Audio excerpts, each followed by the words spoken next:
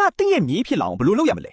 တကယ်တော့ဒါဟာအတော်လေးကိုယူရှင်းပါတယ်ပထမဆုံးအနေနဲ့ခမရကကွာရှင်းထားတဲ့အမျိုးသမီးတယောက်ကိုလက်ထပ်လိုက်ပါဒီအမျိုးသမီးမှာအရွယ်ရောက်ပြီးသားသမီးတယောက်ရှိတယ်တစ်ချိန်တည်းမှာပဲခမရရဲ့ဖခင်ကခမရဇနီးရဲ့သမီးကိုသဘောကျသွားတယ်ဒါကြောင့်ခမရရဲ့အဖေကခမရရဲ့မယားပါသမီးကိုလက်ထပ်လိုက်ပါတယ်အခုဆိုရင်ခမရအဖေကခမရရဲ့သားမဖြစ်သွားပြီးခမရဇနီးရဲ့သမီးကခမရရဲ့မိထွေးဖြစ်လာပါတယ်ခမရကခမရအဖေကိုအဖေလို့ခေါ်ရမှာဖြစ်ပေမဲ့နီးပညာရတော့ခမရအဖေကလည်းခမရကိုအဖေလို့ပြန်ခေါ်ရမှာဖြစ်ပါတယ်ခမရကကွာရှင်းထားတဲ့အမျိုးသမီးကိုလက်ထပ်ထားတာဖြစ်လို့သူမရဲ့သမီးကခမရကိုအဖေလို့ခေါ်တင်ပေမဲ့ခမရအဖေကသူမကိုလက်ထပ်လိုက်တဲ့အတွက်ခမရကသူမကိုအမေလို့ခေါ်ရပါမယ်ဒါကြောင့်ခမရရဲ့ဇနီးကခမရရဲ့အဖွားလေးဖြစ်သွားပါတယ်မကြခင်မှာပဲခမရအဖေနဲ့ခမရရဲ့မယားပါသမီးတို့ကလေးတယောက်ရလာကြပါတယ်ဒီကလေးကခမရရဲ့ညီအကိုတဝမ်းကွဲဖြစ်ပြီးသူကခမရကိုအကူလို့ခေါ်တယ်ဒါပေမဲ့သူကခမရသမီးရဲ့ကလေးလေးဖြစ်နေတဲ့အတွက်သူကခမရရဲ့မီးလေးဖြစ်ပါတယ်အဲ့ဒီနောက်ခမရနဲ့ခမရဇနီးမှာကလေးတယောက်ရလာပါတယ်ဒီကလေးကခမရကိုအဖေလို့ခေါ်ပေမဲ့သူကခမရမိထွေးရဲ့မုံလေးဖြစ်နေတယ်ဒါကြောင့်ခမရကသူ့ကိုဦးလေးလို့ခေါ်ရပါမယ်အခုဆိုရင်ခမရမှာအဆင့်အတန်းအမျိုးမျိုးရှိနေပါပြီခမရကခမရဇနီးရဲ့ခင်ပွန်းဖြစ်တယ်လို့ခမရဇနီးရဲ့မီးလေးဖြစ်ပါတယ်ခမရကခမရဖေရဲ့သားဖြစ်တယ်လို့ခမရဖေရဲ့အဖေလေးဖြစ်ပါတယ်ခမရကခမရသမီးရဲ့အဖေဖြစ်တယ်လို့ခမရသမီးရဲ့သားလေးဖြစ်ပါတယ်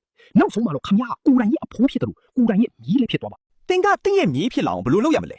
တကယ်တော့ဒါဟာအတော်လေးကိုယူရှင်းပါတယ်ပထမဆုံးအနေနဲ့ခမရကကွာရှင်းထားတဲ့အမျိုးသမီးတယောက်ကိုလက်ထပ်လိုက်ပါဒီအမျိုးသမီးမှာအရွယ်ရောက်ပြီးသားသမီးတယောက်ရှိတယ်တစ်ချိန်တည်းမှာပဲခမရရဲ့ဖခင်ကခမရဇနီးရဲ့သမီးကိုသဘောကျသွားတယ်ဒါကြောင့်ခမရရဲ့အဖေကခမရရဲ့မယားပါသမီးကိုလက်ထပ်လိုက်ပါတယ်အခုဆိုရင်ခမရအဖေကခမရရဲ့သားမဖြစ်သွားပြီးခမရဇနီးရဲ့သမီးကခမရရဲ့မိထွေးဖြစ်လာပါတယ်ခမရကခမရအဖေကိုအဖေလို့ခေါ်ရမှာဖြစ်ပေမဲ့နီးပညာရတော့ခမရအဖေကလည်းခမရကိုအဖေလို့ပြန်ခေါ်ရမှာဖြစ်ပါတယ်ခမရကကွာရှင်းထားတဲ့အမျိုးသမီးကိုလက်ထပ်ထားတာဖြစ်လို့သူမရဲ့သမီးကခမရကိုအဖေလို့ခေါ်တင်ပေမဲ့ခမရအဖေကသူမကိုလက်ထပ်လိုက်တဲ့အတွက်ခမရကသူမကိုအမေလို့ခေါ်ရပါမယ်ဒါကြောင့်ခမရရဲ့ဇနီးကခမရရဲ့အဖွားလေးဖြစ်သွားပါတယ်မကြခင်မှာပဲခမရအဖေနဲ့ခမရရဲ့မယားပါသမီးတို့ကလေးတယောက်ရလာကြပါတယ်ဒီကလေးကခမရရဲ့ညီအကိုတဝမ်းကွဲဖြစ်ပြီးသူကခမရကိုအကူလို့ခေါ်တယ်ဒါပေမဲ့သူကခမရသမီးရဲ့ကလေးလေးဖြစ်နေတဲ့အတွက်သူကခမရရဲ့မီးလေးဖြစ်ပါတယ်အဲ့ဒီနောက်ခမရနဲ့ခမရဇနီးမှာကလေးတယောက်ရလာပါတယ်ဒီကလေးကခမရကိုအဖေလို့ခေါ်ပေမဲ့သူကခမရမိထွေးရဲ့မုံလေးဖြစ်နေတယ်ဒါကြောင့်ခမရကသူ့ကိုဦးလေးလို့ခေါ်ရပါမယ်အခုဆိုရင်ခမရမှာအဆင့်အတန်းအမျိုးမျိုးရှိနေပါပြီခမရကခမရဇနီးရဲ့ခင်ပွန်းဖြစ်တယ်လို့ခမရဇနီးရဲ့မီးလေးဖြစ်ပါတယ်ခမရကခမရဖေရဲ့သားဖြစ်တယ်လို့ခမရဖေရဲ့အဖေလေးဖြစ်ပါတယ်ခမရကခမရသမီးရဲ့အဖေဖြစ်တယ်လို့